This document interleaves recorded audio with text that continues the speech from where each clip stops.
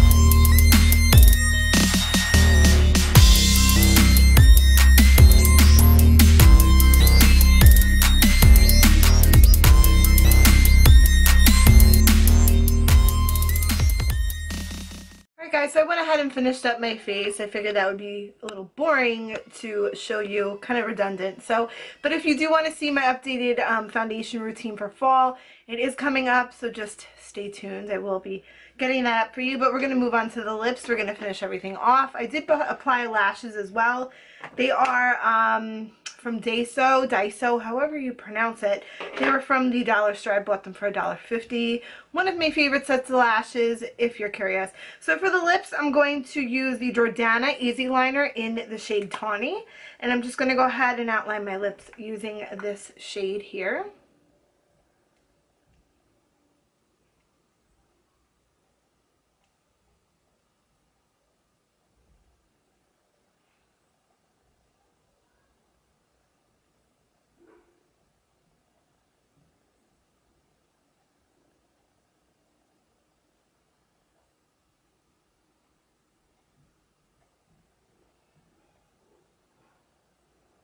I'm also going to fill it in a little bit on the corners.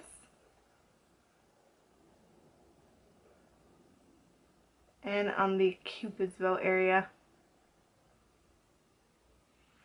And now I'm going to go in with the lightest shade from the LA Colors High Shine Shea Butter Lip Glosses.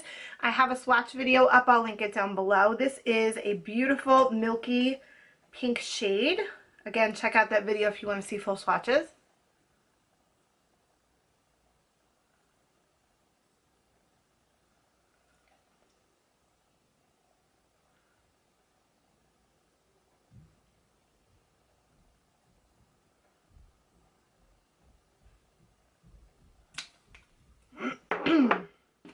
Excuse me. And I'm just going to go back in with my liner and just touch it up.